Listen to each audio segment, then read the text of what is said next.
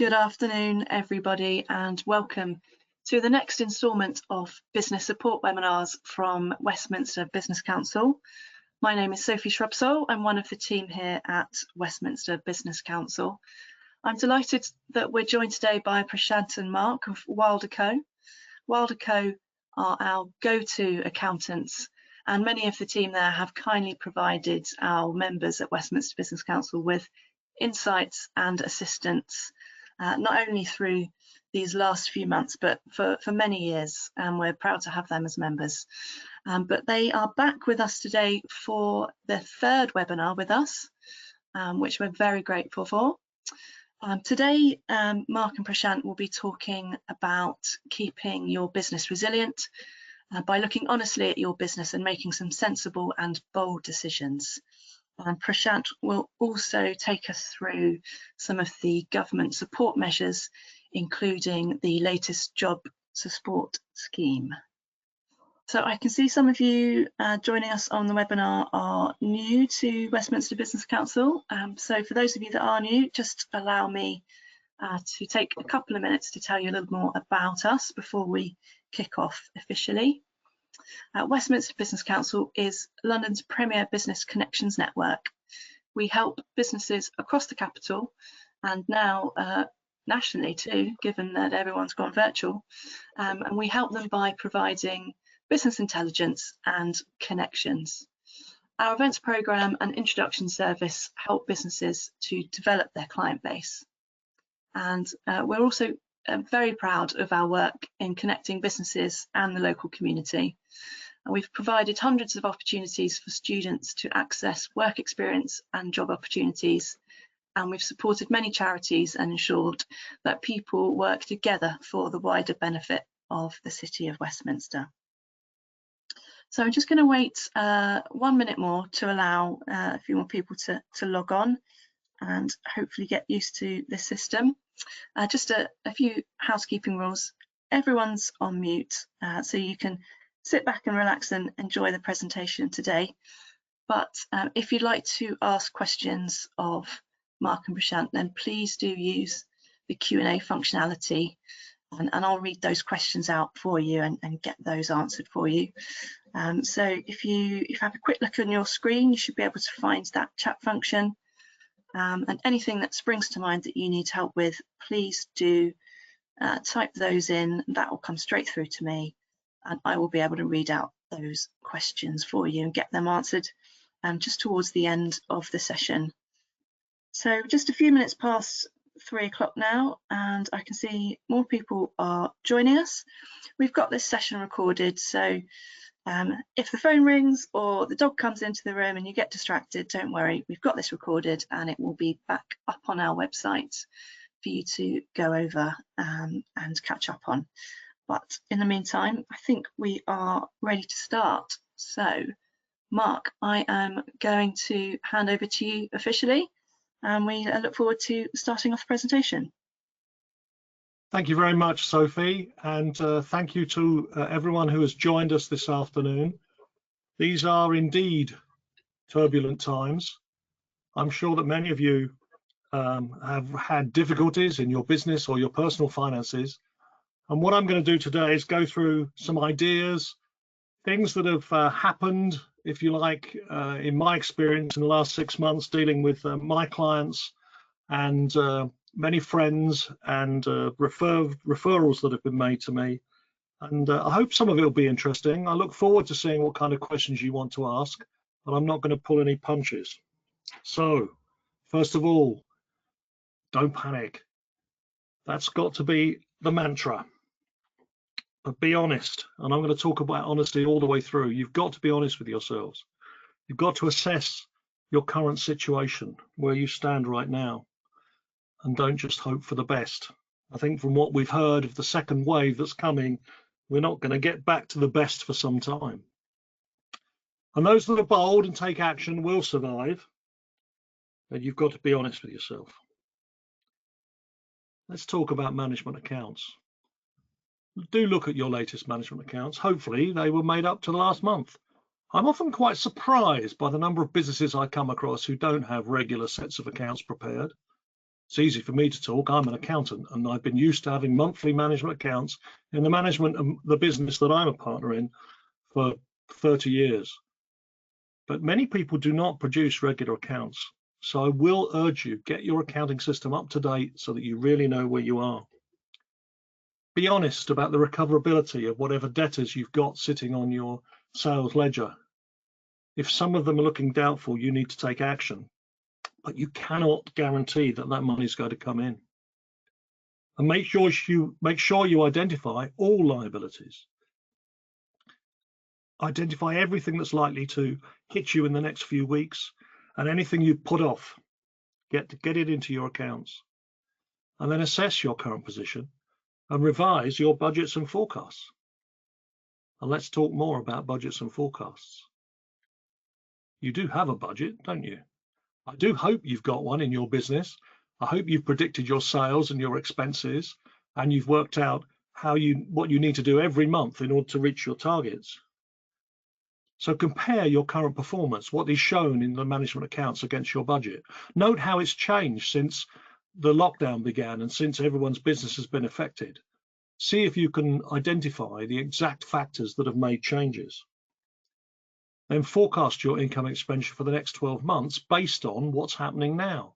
And I know we can't really predict when we're going to come out of this and when things are going to get better, but this is something you should constantly be reviewing and updating, so that as soon as we see the light at the end of the tunnel, we can begin to plan for a better future. And continue to monitor your performance every month. Keep those management accounts up to date. And remember, I said it, I go over and over this, be honest. Future turnover. How can we look at what the future is going to bring us? So consider your existing sources of income. Have a look back over the last 6 months and see what has endured and what hasn't. Do not bank on that which is doubtful, only on what you know you can make in the future. Practice the first principles of credit control, and I'll talk about that a bit more on the next slide. And just think about how you might be able to increase sales. Marketing. And it's not a word that everybody loves. And in many businesses, marketing is the first part of the costs that tend to be cut. And that can be a mistake. Right now, when people are going out of business, if you're managing to carry on, then if you can market yourself and your products to the customers of those people that have gone out of business, you might actually increase your sales. Can you add new products and services? There have been a lot of very clever people out there who have come across new ideas, new ways of making money, new ways of doing the same things with what you currently do. Look at the clever people in the restaurants and what they've done, some of them, to survive, and others have just shut up shop and given up. So it's the bold that take action and do well. And my friend Tom came up with 2 new phrases which I loved during a networking discussion a few weeks ago. The first one was future gazing, which of course is just trying to anticipate what's going to happen and try and plan for the future. Try and identify what you think your future of your business should look like. And then if you've got an idea of where you're going to get to, then you can work out how to get there. And his second phrase I really love is obstacle flipping. And what that means is that many times when someone's got a big problem, a big issue, which is holding them up, they have reasons for why they can't overcome that obstacle. And what you're going to do is flip that obstacle. Find out how to get past it, avoid it, go round it. But if you treat each obstacle as a challenge to overcome and you concentrate on that, then you can't help but move forward. Consider how many other new ways of doing business you've seen already in the marketplace. So look around and just observe what other people have been doing, all the clever new ideas that have come along. And of course, moving online. How many of you have done that? I'm sure many have. My brother-in-law had a retail establishment, and he had a lot of stock that was not going to be sold if he was shut up his shop for 3 or 4 months. He went home, set up an eBay shop, and sold the lot, and did very, very well because he took action and he found a different way of doing it. And he was quite pleased about the result. So that's something to consider.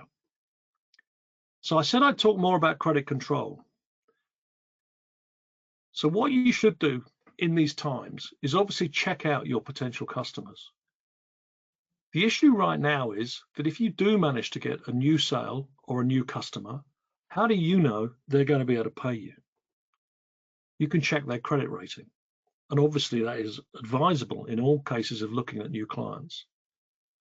But right now, will a historic credit rating give you the right answer?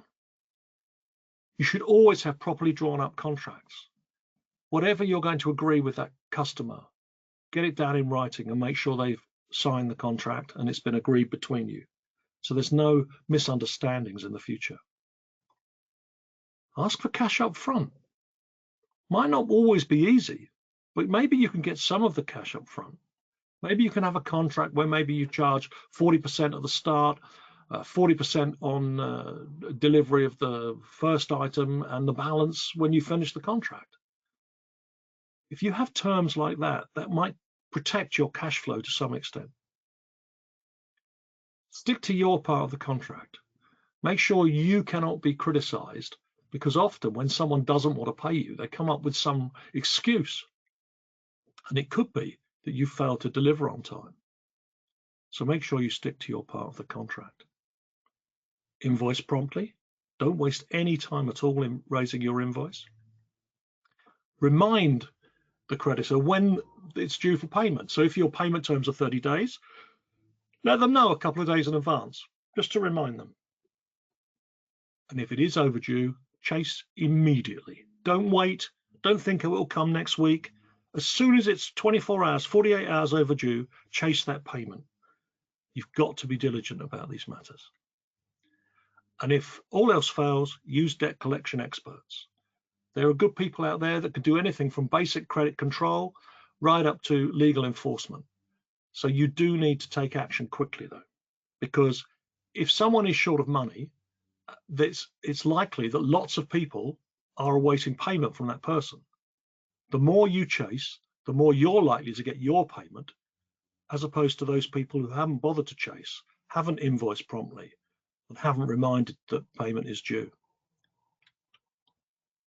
Then look at your costs. Do we all know the difference between fixed and variable costs? I think some of these definitions may have blurred a little over the recent months. I mean, I would always have said that rent was a fixed cost, but I can't help thinking that the actual amount of rent that people are paying has varied. And some deals have been done with landlords, and doubtless going forward, there are going to be more deals done with landlords to reduce rents. It'll be interesting to see how many people actually do go back to the office. But understand the difference. A fixed cost is one you usually cannot avoid, and your variable costs is where you can take decisions. So what can you just cut? What can you really do without? What can you renegotiate? There's always something in your accounts where you think maybe you've been paying too much for it. And right now, with a lot of businesses looking for more clients, there are more opportunities to go and get alternative quotes and see if you can get a cheaper price for whatever it is you need. Consider working with a procurement expert.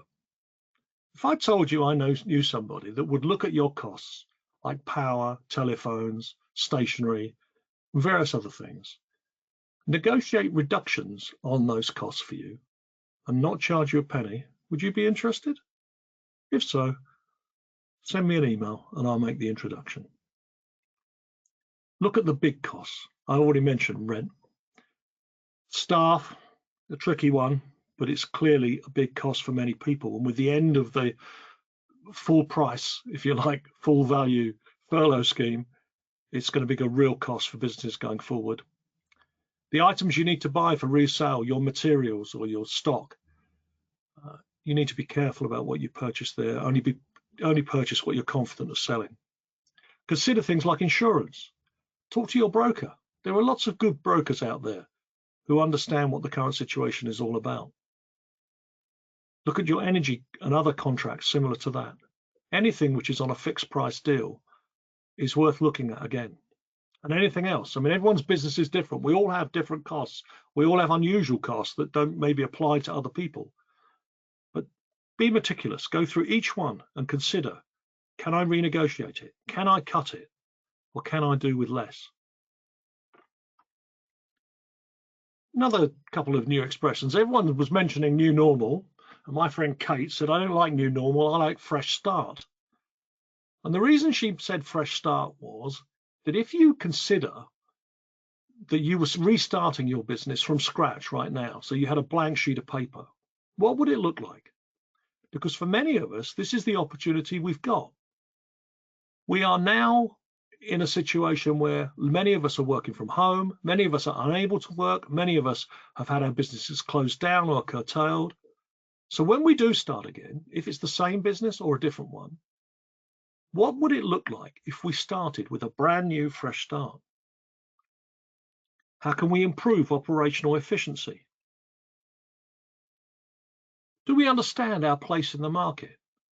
How have our end markets and supply lines changed? And what's different about the marketplace right now? And there are huge differences in some industries because of what's been forced upon us by the lockdown. Become digitally savvy, another phrase I picked up recently on a networking event. I'm sure many of us have become more aware of the need to use IT carefully and cleverly. We've all become experts at Zoom or other webinars like this one, which is GoToWebinar. All of these techniques to keep in touch with people have been very valuable. I even saw a religious service where as one of the prayers, somebody said, God bless Zoom. So become digitally savvy, be aware. If you weren't already using IT to its best, then learn some new skills. I've certainly learned many new skills, and it's not true to say you can't teach an old dog new tricks. I've learned some very good new ideas during this period. Obviously, we've got to be or remain visible on the web. Increase your web presence. Make sure you're on LinkedIn. Make sure your profile is up to date. You keep in touch with people. Review your website and use social media to the biggest extent you can. Most of you have been invited to this seminar today, this webinar, because of a mailing list you may have been on, but many of you may have seen it on social media as well. And that is the way a lot of people are generating new business. It's certainly happening in my business, surprisingly. Online collaboration. Now, this is interesting. An awful lot of people have changed the way they do business. And therefore, it is important for you to make sure that you can operate in the way they want you to. So there's a lot of online systems now for supplying raw materials, for engaging in the contract, for keeping up to date with people. I mean, I'm sure we've all noticed how much better the delivery companies have become during this period in letting you know the status of your parcel, where it's got to in the supply chain to reach you from the shop or the business that you ordered it from online. All that kind of thing has become much cleverer, much more closely linked up. So it's important that you understand that you may need to collaborate with people in a new, clever way, and be prepared to do that. And if you can use online collaboration tools to make your business more effective, then do so. I mean, electronic signatures is one that's making things a lot easier, for instance, so that documents don't have to be sent around. And giving people the choice, do you really want a hard copy, or can I just scan this into you? It's fairly easy, but it makes you much more efficient in the marketplace. And remember, your customers are going to need convincing before they part with their cash. So if you can convince them that you're running an efficient business and that you're aware of how to deal with them in this new marketplace, you will have an advantage. Working from home. I must admit, I've spent a lot of time sitting looking out the same window from my home office, but I do really enjoy getting back into the office, even if we've got a small fraction of our normal staff numbers. But working from home is part of the new normal. I don't think it's a fresh start. I don't think it's a positive step, but for many, it may be a permanent situation or a semi-permanent situation. If you yourself are working from home, then just be aware of looking after yourself properly, taking proper exercise and the other things that you need to do. There's plenty of help out there for you, but also be aware that some of the expenses may be able to be deducted from your tax. And also, if you are employing people that are working from home, make sure you have proper practices in place to ensure that you're still looking after their welfare and they're working in a safe environment, and that you're also monitoring what they're actually doing to make sure that they're still doing the tasks that they should be doing. It's not an easy thing to manage a team working from home. Most of my team are working from home, and it is not easy. It takes longer, is what I've discovered, to keep in touch with everybody. But you've got to cope with it. It's the way the world is right now. My office is in the City of London, and believe me, the city is empty. New entrepreneurs. There are lots of people starting new businesses. I've been advising two. Both of them using social media and the internet to operate their businesses. One is running something that is effectively charitable in its aims, but there's a business model in there. And the other is really helping other businesses sell and maximize their impact on the internet. There are lots of these new businesses out there. They're not just, these are not the only two I've come across in the last 6 months, but they're two I've particularly been helping.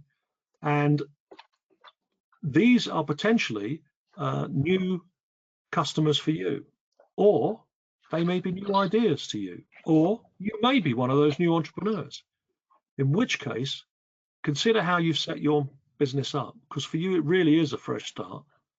And I think you can take advantage of the situation in many ways. Certainly these people that I'm speaking to are taking advantage of the fact that many of us are just sitting at home. And here's a bit of a paraphrase. I think the original quote came from The Art of War. But keep your suppliers and customers close, and keep your competitors closer still. Keep in touch with your suppliers. Make sure that if there are issues, you can anticipate them. I had a supply issue this morning, something I was trying to do, and I spent a little while trying to see if I can find a way around it, which I haven't managed to do yet, but that's what you need to do. If supplies are going to be a problem, you know what will happen. Your business will slow down. Keep in touch with your customers, especially during these times when we can't meet. Make it a policy of getting in touch with each customer that you can, if it's appropriate, at least once a month. But keep your competitors closer still. Keep an eye on what the competition is doing. If they've got some clever ideas, steal them. Why not? There's nothing new under the sun. But if someone comes up with a new angle in these difficult times, exploit it if you come across it. So I'll now hand over to my colleague, and Prashant will go through some of the details of the government schemes that are now available. Thank you, Mark. Good afternoon, everybody. I'm a tax specialist here at Malde, and I help our clients navigate the complex world of tax. This afternoon, I will provide you with an overview of where we are with the COVID-19 government schemes and some thoughts on additional help available for businesses. However, before I go on to that, I would like to touch on some points regarding tax and the next budget. Pre-budget planning. So we all know that the November budget has been cancelled, and we are now likely to have a spring budget in 2021. Our economy has suffered significant costs due to the pandemic, and this is almost certain that it will bring about changes to our tax rates and rules. As the budget has been delayed, there is now some time to plan on transactions in order to take advantage of current rates and reliefs. Business owners who are looking to sell their business, for example, or maybe pass it down to the next generation, may wish to take steps before the next budget. For instance, before there is an increase in the capital gains tax rate, they may want to put put through their transactions. Other examples are to do with inheritance tax, where reliefs like potentially exempt transfers and business property relief could be significantly reduced or abolished. Potentially exempt transfers are when assets can be gifted and there is no inheritance tax due if the donor survives for 7 years from the date of the gift. Transfers of wealth to the next generation prior to the budget should be considered. Corporation tax. Rates may increase, so planning might be helpful in instances, for example, where a business makes capital expenditure which immediately qualifies as an expense, thereby reducing the business's taxable profits. Therefore, if commercially possible, such expenditure could be delayed to be incurred after the budget, i.e. after rates have gone up, so that the tax saving can be greater for that business. Stamp duty land tax. We currently have a more generous residential stamp duty land tax rate where individuals would not pay any stamp duty land tax up to a value of $500,000, or if they are not first-time buyers, they only pay a 3% additional charge. Now that rate is obviously going to be reset to what was the old rate after March 2021. So that is one aspect to consider. Let us now have a brief overview of existing COVID-19 schemes that the government introduced in response to the pandemic. The Coronavirus Job Retention Scheme. This is the all-famous furlough scheme. The government paid 80% of furloughed employees' wages for most of the scheme's duration.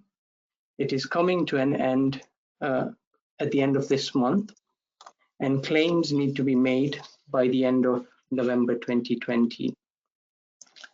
We also have the job retention bonus, which was introduced to incentivize employers to keep furloughed staff in employment.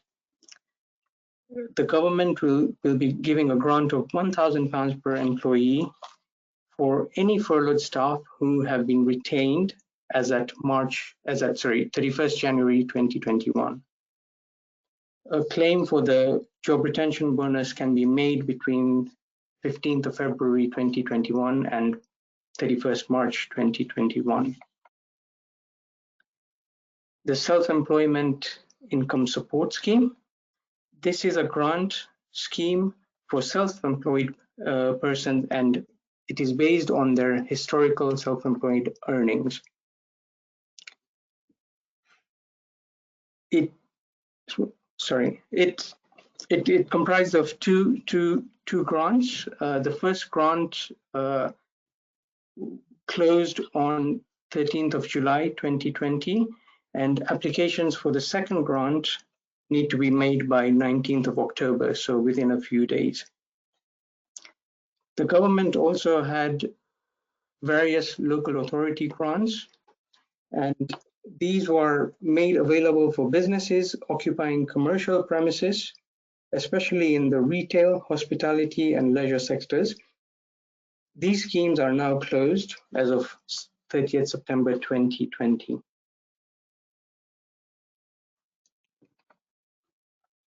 So in response to the second wave of the pandemic, the Chancellor announced approximately 2.5 weeks ago a new winter economic plan. The winter economy plan contains measures to provide financial assistance for businesses, albeit at a much lower level than in the past. The Job Support Scheme. This is part of the winter economy plan. So the government introduced this scheme, which is a new wage subsidy scheme and open to all employers. It replaces the Coronavirus Job Retention Scheme but it is not linked to the job retention scheme. It will be operational from 1st of November 2020 right up to 30th of April 2021. So it will cover 6 months. So to be eligible for the scheme, employees are required to work at least 33% of their usual hours, so 1/3 of their working time. For these worked hours, the employer will give the employees their full pay. For non-worked hours, the employer is expected to fund 1/3 of usual pay, and the government will fund 1/3 of usual pay, but subject to a monthly cap of £697. The grant will not cover employers' national insurance or pension contributions, so this will have to be borne by the employer. Employers are to be reimbursed by HMRC after the salary has been reported through the digital payroll system. And HMRC will be informing employees directly about claims made by their employer. On Friday last week, the Chancellor announced an expansion to this job support scheme. This will be for businesses which may be asked to close their premises due to coronavirus restrictions. The government will support eligible businesses by paying 67% of each employee's salary up to a maximum of £2,100 per month per employee. The self-employed income support scheme has also been extended as part of the winter economy plan, and it has been extended to April 2021 as well. So there are 2 further grants as part of the new self-employed income support scheme. The first grant will cover 3 months from November 2020 to January 21. And under this grant, 20% of average monthly trading profits will be covered by the grant. The grant will be paid out in one single installment, and it will be capped at £1,875 in total, so much lower than the previous grants. The second grant will cover a further 3 months from February to April 2021. And details of this new second grant will be published by the government once they have reviewed it in due course. These are significantly smaller grants, as I say, than those previously given when the scheme was first introduced.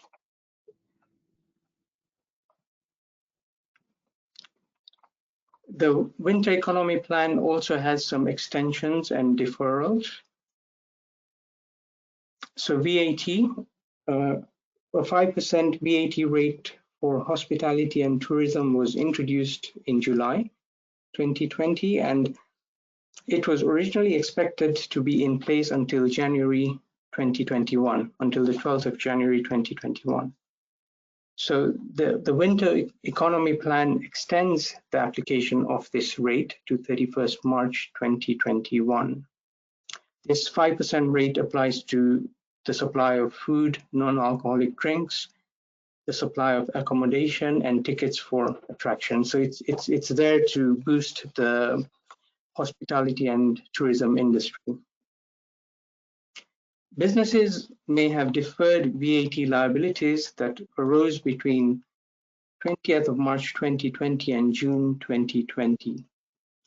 So the winter economy plan has now brought in a new payment scheme which enables the deferral of these liabilities to be extended further.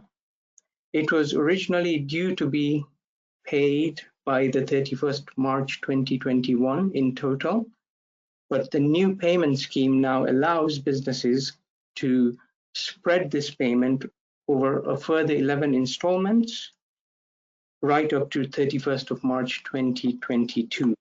So it gives businesses some more cash flow benefit.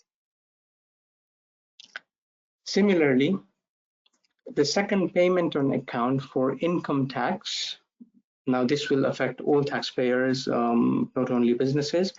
The second payment on account was deferred, and instead of the normal due date of 31st July 2020, the deferral was that it could be paid by 31st January 2021. So as part of the winter economy plan, a new time to pay facility has been introduced, which will allow taxpayers to spread their second payment on account over 12 monthly installments, taking them up to 31st January 2022, when they would finally settle that liability. It will be taxpayers who have up to £30,000 of deferred tax liabilities. The government also provided a variety of government-backed loans and finance schemes when our economy went into lockdown in March. Application deadlines for these loans and finance schemes have now been extended to 30th November 2020, giving businesses a chance to raise additional finance.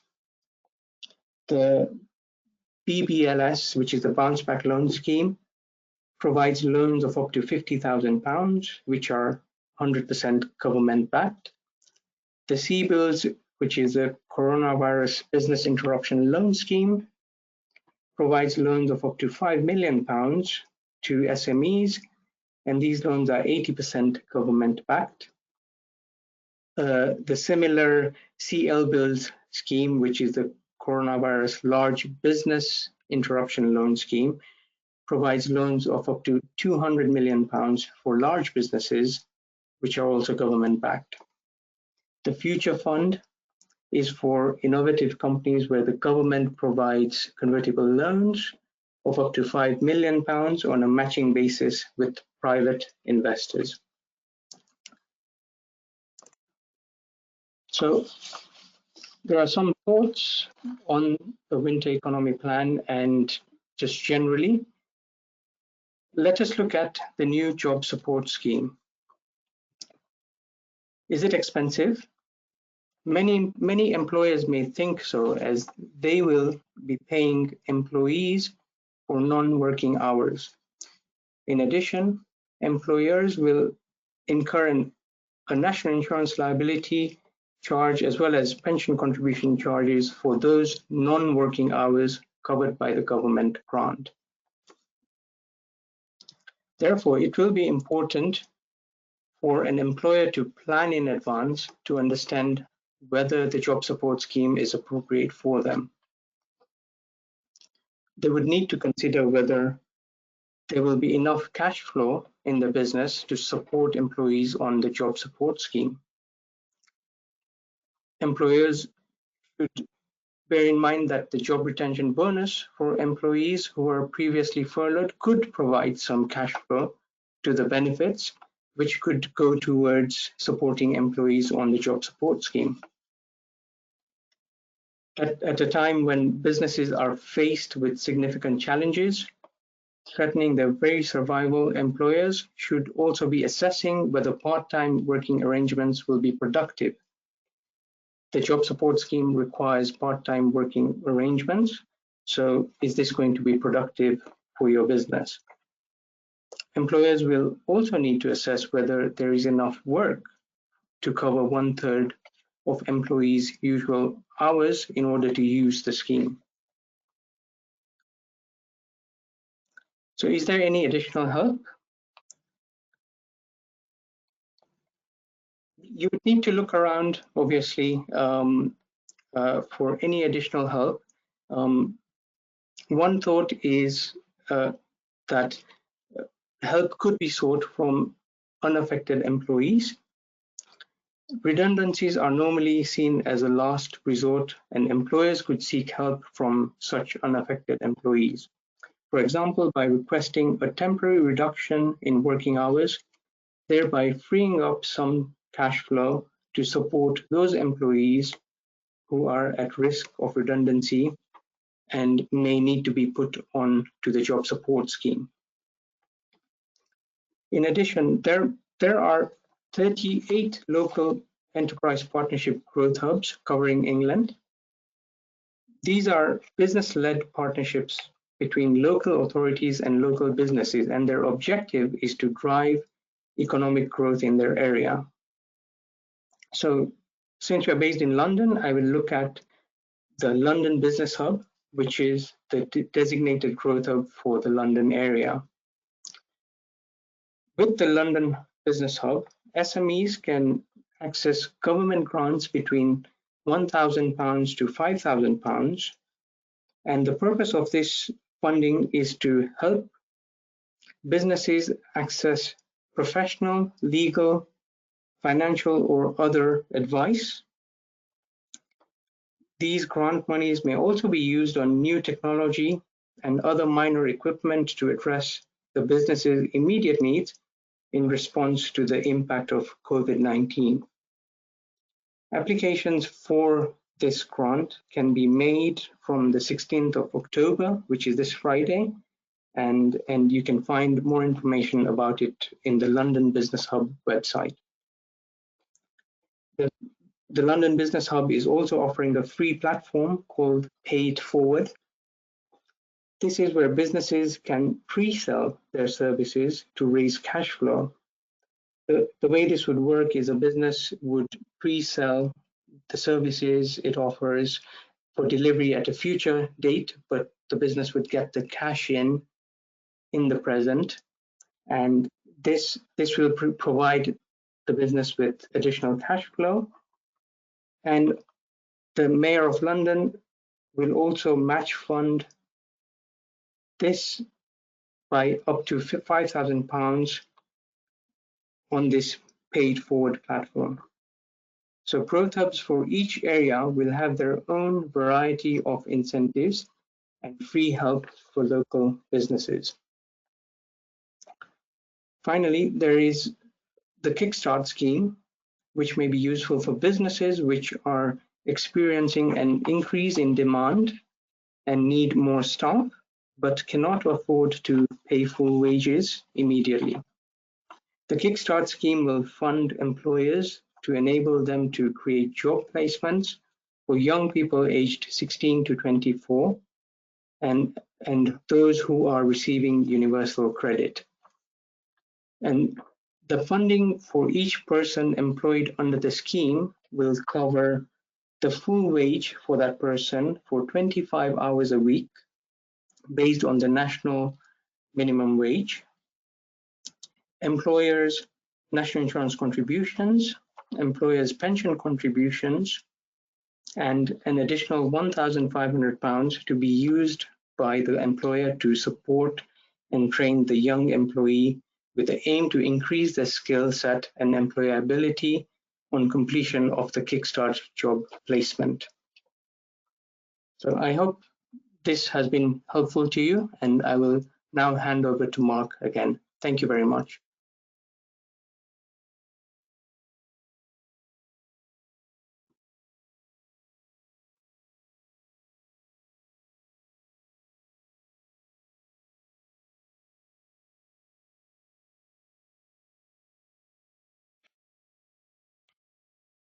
Sorry about this, everyone. I didn't move my screen forward. I was so busy listening to whatever Prashant had to say. And I'd like to thank him for keeping across all of these complex issues, which he's done within our practice for the last 6 months, and keeping all of the members of our team fully informed of what's available. We do have a coronavirus hub on our website with more information, but hopefully that's given you all a few ideas of some of the things that are worth looking into. And whereas there are quite a few new government support ideas, I do get the impression that it's not as good as it was before, that the government can't afford to do much more. And I think we've got to dig ourselves out of this using our own intuition and our own skills.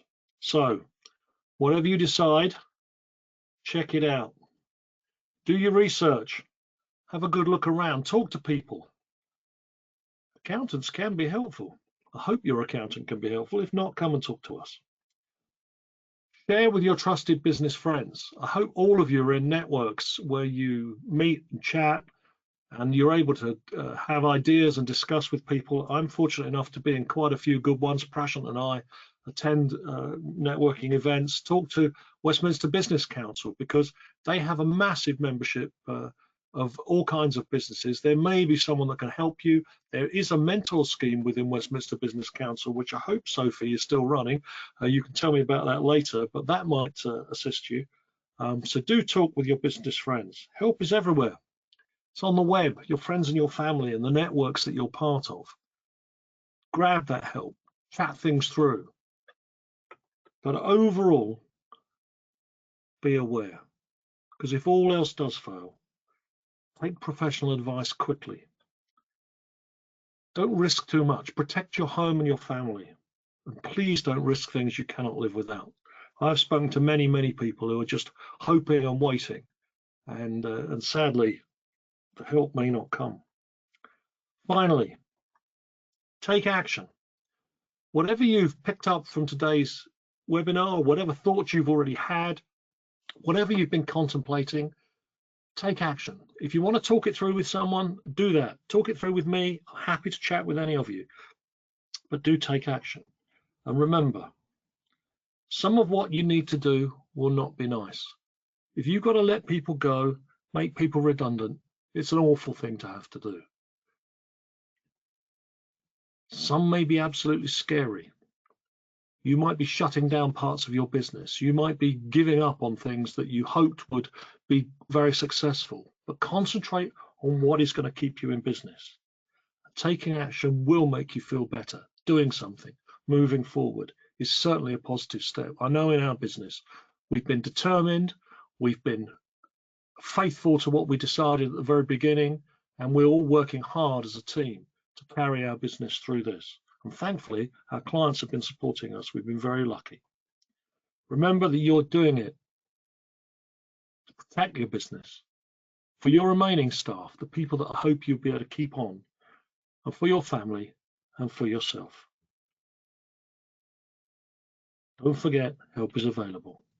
Use your networks and advisors. If you're looking for guidance, we'd be happy to assist you, and we don't charge anything for a chat. So I'd like to finally thank you all for attending. I'd like to thank Sophie and Westminster Business Council for hosting this and for all the things they do and the other webinars, some of which I've attended, which have been very good. And if you have any questions, Sophie will now hopefully be able to ask us and we'll give her best answers. Thank you, Mark. Thank you, Prashant. That was fantastic. Thank you for taking us through that. Lots of food for thought, but ending on a really positive note, Mark, about the networks that are out there and the support that's out there and the importance of asking for help and realizing that you're not alone. There are lots of people out there that want to help you. So if through that presentation any questions have come to mind, do just pop them into the Q&A box and I will read them out for you. We've had a few come in already, so I'm going to throw them at you, Mark and Prashant. So first one that came in, is there any financial help out there for startup businesses? Where should someone start looking for financial help for new businesses? Prashant, I don't think there's anything particularly in the COVID related grants, are there? No, there's nothing COVID related for startup businesses, but startup businesses obviously can, the way startup businesses normally work is they, if they have an idea, they would look for funding from investors, etc. So there is help out there in terms of how to go about with fundraising, getting equity investors on board. There are incentive schemes like the EIS or SEIS schemes, where an investor investing into your business would be able to get tax relief on their own taxes. So there are ways to get funding, but there's no government scheme for any startup businesses as such to in forms of grants or anything like that. Certainly, if a startup business has been going on for some time and has some level of turnover, etc., then the bounce back loan scheme is available, where the business can get up to £50,000 of loans, which is a very cheap loan, and which is 100% backed by the government. So that is one thing to consider for an existing business, which is a recent startup. Would they qualify for the Kickstart scheme? The Kickstart scheme is mainly to do with bringing in youngsters into employment, youngsters who are claiming universal credits and creating jobs for them. So certainly, if a startup business is looking to employ anybody, then they might want to look at the Kickstart scheme to be able to get 6 months worth of staff without having to pay for it or pay very little for it. So it is some way of indirect funding where you can get personnel onto your team without having to pay for it, because the government is backing that. Thanks, Prashant. With a quick question on the back of that is, what's the catch? Well, in terms of the Kickstart scheme, I don't think there's a catch, but it obviously the government's funding this to give an opportunity for those youngsters who are out of employment and claiming universal credits at the moment. So it's a benefit, obviously. But what a business might find is that the personnel that they get will not be experienced. They will have to train them. So it is a bit of a give and take. Yeah, so it's the same sort of considerations about bringing anyone into the business, I guess is the answer there. Another question, can you give some examples of tax deductible expenses, please? What you mean when you're working at home? Okay, it's not as great as it sounds, but Prashant, again, do you want to take this one? See, you're the expert here, mate. Sure. If so, an employee didn't have broadband and they had to install broadband to be able to work from home, they can claim that. An employer can always provide an employee with a mobile phone, and that mobile phone would not be a taxable benefit for that employee. There's a standard rate of £6 per week, which covers any expenses up to that amount for an employee working from home.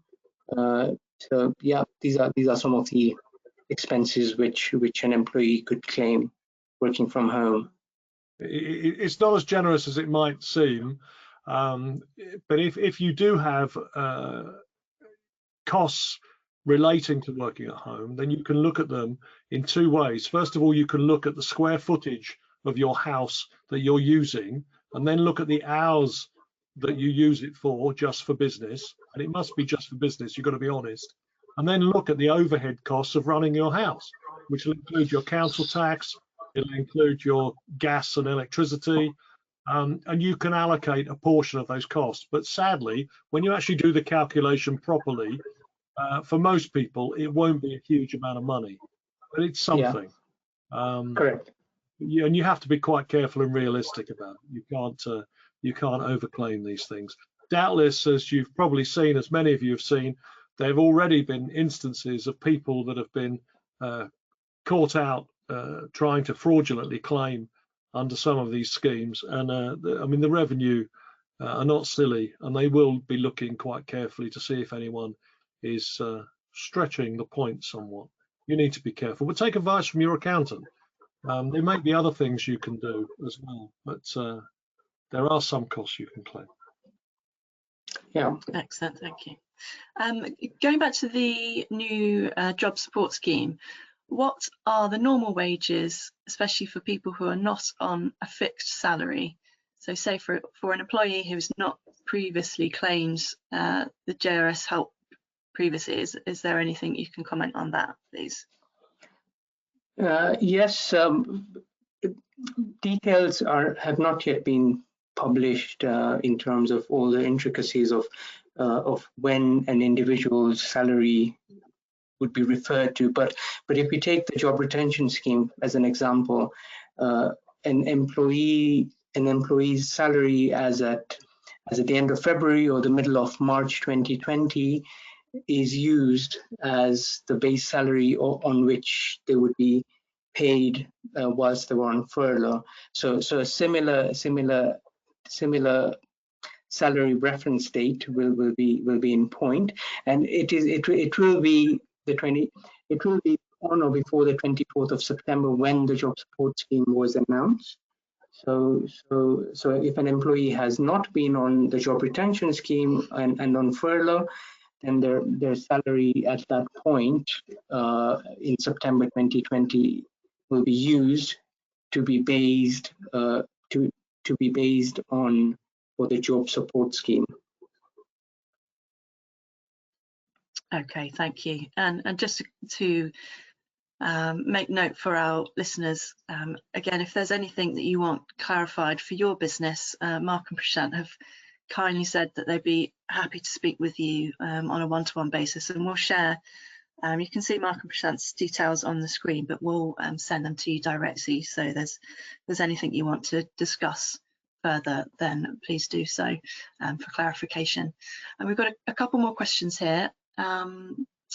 Where can you find information on the implications of working from home when it comes to GDPR? Well, again, GDPR is something I know quite a bit about. I don't think when they drafted GDPR, they really anticipated so many people that would ordinarily work in a workplace, an office or a factory or something, or a shop, working from home. But it does cover any business activity. So any personal data that you may be dealing with in any way is still covered by the GDPR rules. So every organization should have a set of rules and guidelines as to how they should protect personal data, that they should only collect personal data for genuine business reasons, and they should only use it for those business reasons, and not breach the rules of the Act. And equally, if anyone asks them to provide them with copies of anything, I forget the exact phrase, but personal information that's being held, you can make a claim to see anything, then you've got to comply with that. And the right to see that data will include data that's held for the business, perhaps on a personal computer at home. I mean, in my business, we don't allow people to carry out work on their home computers. Everyone has got a business laptop, and therefore any data will be kept on a business machine. But I'm sure during these times, many people have used their own computers, and there is a danger that personal data collected for very proper business reasons does end up on a personal computer. And I think it was important for the individuals and for the businesses concerned to be aware that their employees need to understand that that data must be used in the same careful way and protected in the same careful way. And when this is all over, it should be removed from personal computers. But again, the legislation itself, I don't think anticipated this, and I don't think there'll be much guidance out there. You could Google it and see what you come up with. And I'm sure there's many professionals out there who'll be pleased to give you lots of detailed advice. But at the end of the day, I don't think anything's been published on that matter. Thank you, Mark. We will keep an eye out for any updates. But as you say, no one was anticipating the world to look like this, and the need for GDPR to reflect that. But you've made a very good point. Okay, just a couple more questions as we draw towards 4 o'clock. Are there any issues with IR35 for staff that have been furloughed and taken on consultancy work to try and top up their finances? I love your Higher- chuckle, Mark, as you're That's contemplating. a very good question. It's an excellent question. Yeah. Yeah, with the IR35, obviously any contract work is looked at on its own merits. So if they have taken on a separate contract with a different company independent from their employer, that contract work will be looked at on its own merits. And if it is very much like an employment relationship, then I'm afraid that it would be caught within the IR35 rules. In terms of practicality, maybe because of the very temporary nature of the contract, and it may be that that the contractor does not have as many facilities which an employee would have. It could be that it is not caught within the IR35, but there's no definite answer to say that if because of them being on furlough they've taken a separate contract, that they would not fall outside of the IR35. Yeah, I'd agree with everything Prashant has said then, but the reason I chuckled is that you have a lot of arguments with the revenue IR35, or potentially you can, and obviously if someone wants to avoid being caught by IR35, they can take various steps to minimise the risk. I know some of the steps you could take is to don't work at anyone's office, work in your own office or at home. Don't work the hours that are stated by your potential employer. Work your own hours, use your own equipment, and that's what everyone is doing at home right now. They're not working in their employer's office. They're using their own computers and their own desk. And they're probably working from 7 in the morning and either finishing early, or maybe they get up late and work late, so they're not working the same hours. And if you're not getting things like holiday pay paid for or sick pay, then I think if you add all that together, I'd happily argue that you're outside IR35. But as Prashant said, and he's the guy that reads the legislation, there's no clear guidance on this. So you're taking a bit of a risk, but I'm sure there are ways you can minimize that risk to show that you are on a genuine arm's length contract and not an employee. Brilliant. Thank you, Mark. And Prashant reads the legislation so we don't have to, which is really helpful. No. But that's his particular skill. He's very good at analysing what the rules say. So even in our office, when I've got an issue, I go to him to check it out. Thank you, Mark. So we're just drawing past 4 o'clock now. So I'm going to bring us to a close. So that really just leaves me to thank Mark and Prashant for sharing their time and expertise today. If you want to listen to this recording again, it will be up on our website shortly. And if you want to carry on the conversation with Mark and Prashant, we'll be in touch soon with their contact details so that you can get in touch. So to our members and to guests, thank you so much for tuning in today. Please keep in touch with Westminster Business Council and let us know if there's anything we can do to support you or your business. Do keep an eye out for our newsletters and invitations to future events. And thank you all again for joining. Keep safe and we'll see you again soon. Thanks all. Thank you, Sophie. Goodbye. Thank you. Bye.